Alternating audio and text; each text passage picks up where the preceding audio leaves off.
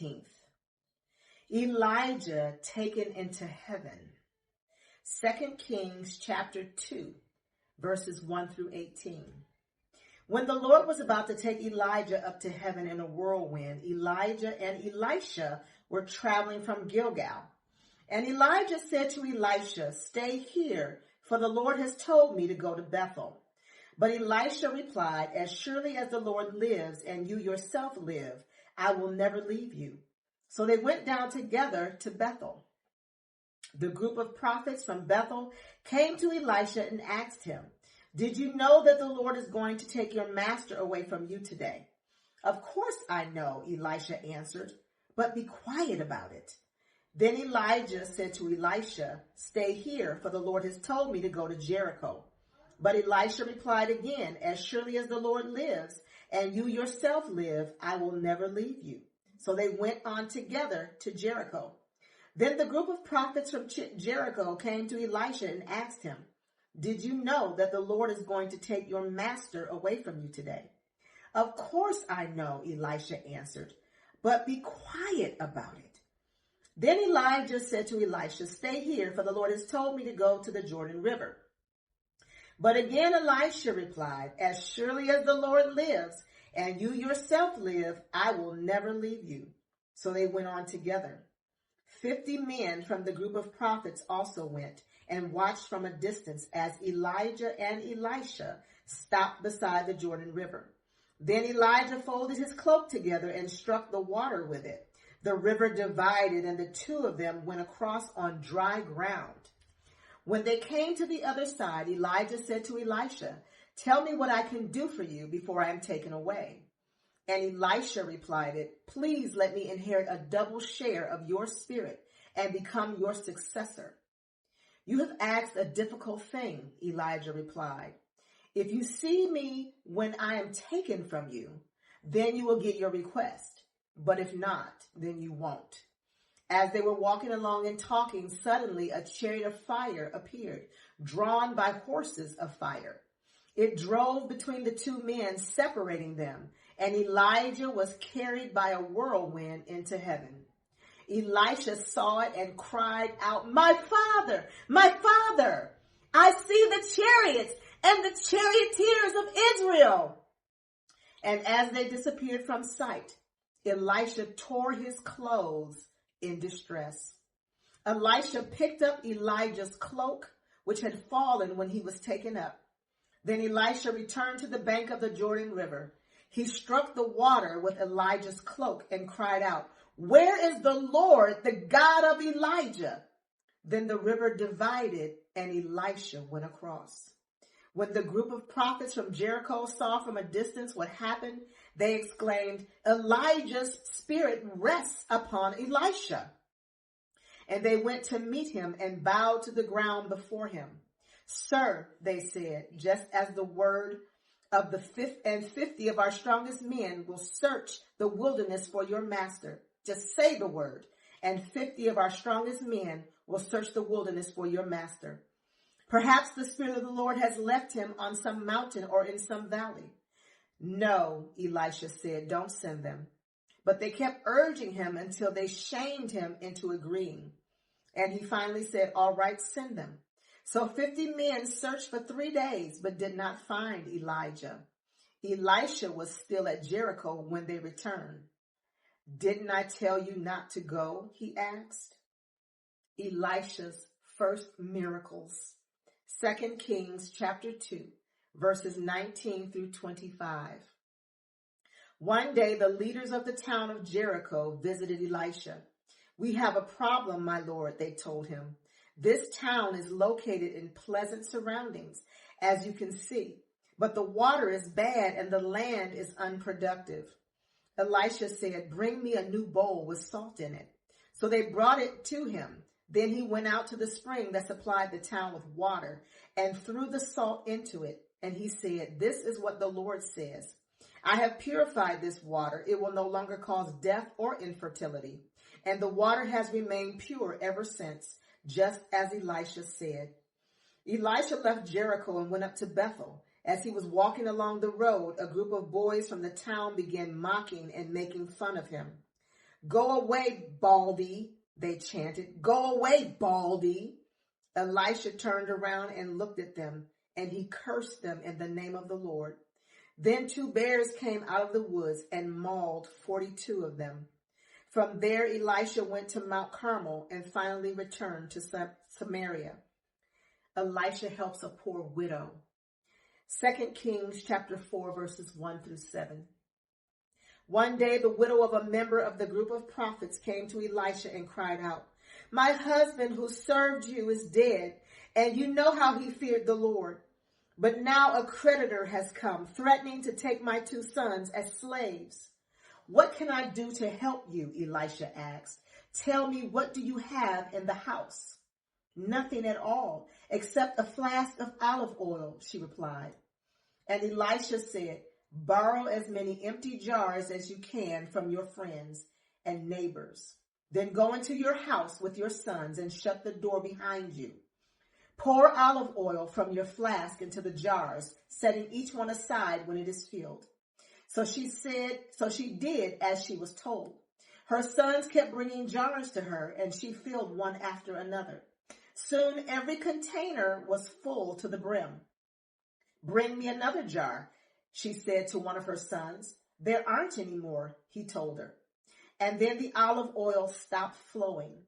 When she told the man of God what had happened, he said to her, "Now sell the olive oil and pay your debts, and you and your sons can live on what is left over." Elisha and the woman from Shunem. 2 Kings chapter 4, verses 8 through 37. One day Elisha went to the town of Shunem. A wealthy woman lived there, and she urged him to come to her home for a meal. After that, whenever he passed that way, he would stop there for something to eat. She said to her husband, "I am sure this man who stops in from time to time is a holy man of God.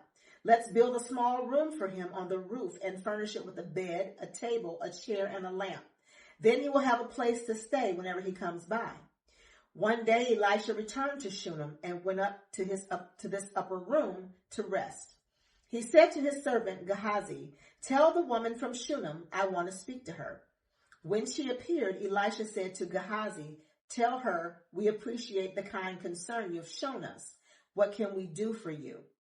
Can we put in a good word for you to the king or to the commander of the army?" "No," she replied. "My family takes good care of me." Later, Elisha asked Gehazi, "What can we do for her?" Gehazi replied, "She doesn't have a son, and her husband is an old man." "Call her back again," Elisha told him. When the woman returned, Elisha said to her as she stood in the doorway, "Next year at this time, you will be holding a son in your arms." "No, my lord," she cried. "Oh, man of God, don't deceive me and get my hopes up like that." But sure enough, the woman soon became pregnant. And at that time, the following year, she had a son, just as Elisha had said. One day when her child was older, he went out to help his father, who was working with the harvesters. Suddenly he cried out, "My head hurts! My head hurts!" His father said to one of the servants, "Carry him home to his mother." So the servant took him home, and his mother held him on her lap. But around noontime he died. She carried him up and laid him on the bed of the man of God, then shut the door and left him there. She sent a message to her husband, "Send one of the servants and a donkey, so that I can hurry to the man of God and come right back." "Why go today?" he asked. "It is neither a new moon festival nor a Sabbath." But she said, "It will be all right." So she saddled the donkey and said to the servant, "Hurry, don't slow down unless I tell you to." As she approached the man of God at Mount Carmel, Elisha saw her in the distance. He said to Gehazi, "Look, the woman from Shunem is coming. Run out to meet her and ask her, is everything all right with you, your husband, and your child?" "Yes," the woman told Gehazi, "everything is fine." But when she came to the man of God at the mountain, she fell to the ground before him and caught hold of his feet. Gehazi began to push her away, but the man of God said, "Leave her alone. She is deeply troubled, but the Lord has not told me what it is." Then she said, did I ask you for a son, my Lord? And didn't I say, don't deceive me and get my hopes up? Then Elisha said to Gehazi, get ready to travel. Take my staff and go. Don't talk to anyone along the way. Go quickly and lay the staff on the child's face. But the boy's mother said, as surely as the Lord lives and you yourself live, I won't go home unless you go with me. So Elisha returned with her. Gehazi hurried on ahead and laid the staff on the child's face, but nothing happened. There was no sign of life. He returned to meet Elisha and told him, the child is still dead. When Elisha arrived, the child was indeed dead, lying there on the prophet's bed. He went in alone and shut the door behind him and prayed to the Lord. Then he lay down on the child's body, placing his mouth on the child's mouth, his eyes on the child's eyes, and his hands on the child's hands. And as he stretched out on him, the child's body began to grow warm again. Elisha got up, walked back and forth across the room once, and then stretched himself out on the child. This time the boy sneezed 7 times and opened his eyes. Then Elisha summoned Gehazi. Call the child's mother, he said. And when she came in, Elisha said, here, take your son.